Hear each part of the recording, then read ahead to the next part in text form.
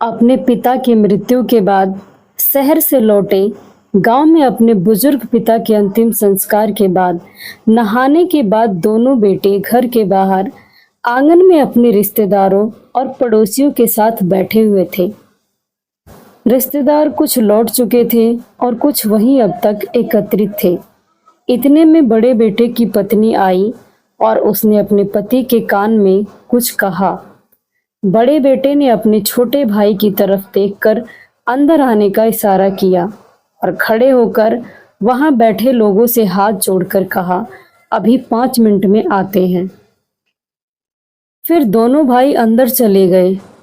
अंदर जाते ही बड़े भाई ने फुसफुसाकर छोटे से कहा, बक्सा छुपा दिया था ना? हाँ, मैंने छुपा दिया था। चलिए अब चारों मिलकर जल्दी से देख लेते हैं, नहीं तो कोई आसपास का हक जताने आ जाएगा और कहेगा कि तुम्हारे पीछे से हमने तुम्हारे बाबूजी पर इतना खर्च किया, वगैरह वगैरह। क्यों देवर जी? बड़ी बहू ने कुटिल हंसी हंसते हुए कहा।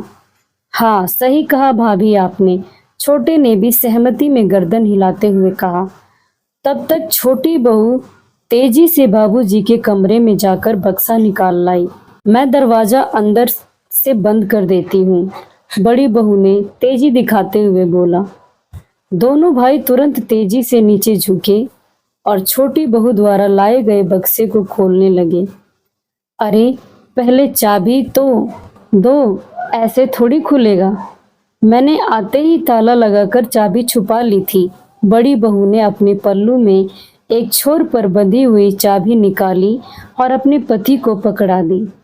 बड़े भाई ने जैसे ही बक्सा खोला तो वहां मौजूद चारों ने बक्से में झांकते हुए उसमें छुपी हुई दौलत, गहने देखने के लिए उत्सुकता दिखाई।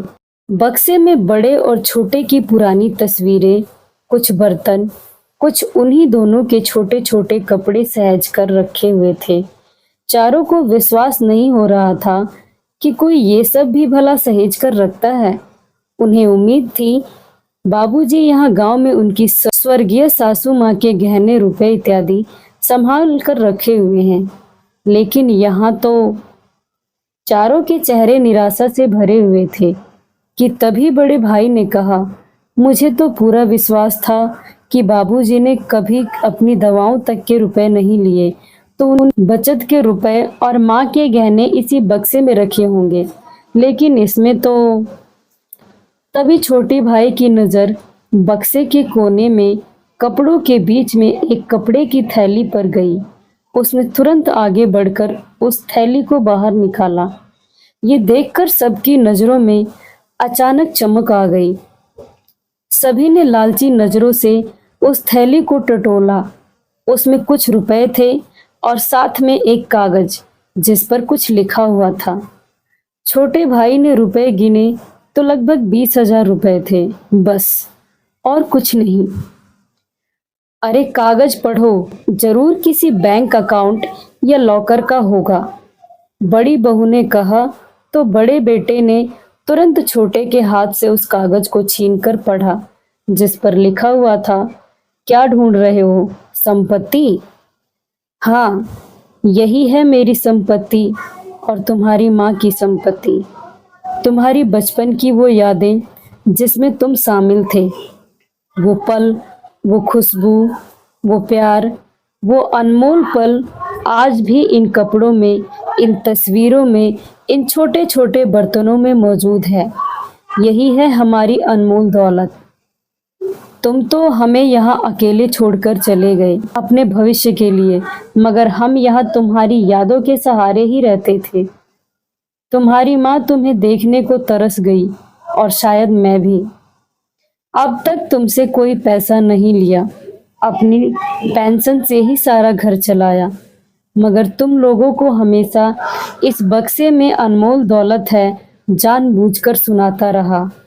मगर बच्चों, ध्यान देना, अपने बच्चों को कभी अपने से दूर मत करना, वरना जैसे तुमने अपने भविष्य का हवाला देकर खुद को हमसे दूर किया, वैसे ही बच्चों, दुनिया का सबसे बड़ा दुख जानते हो क्या होता है?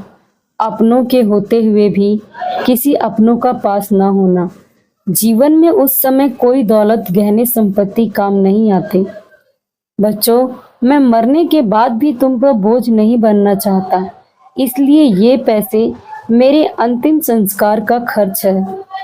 पूरा कागज पढ़ते ही बड़े बेटे के साथ साथ छोटा बेटा भी फूट फूट कर रोने लगा। धन्यवाद दर्शकों।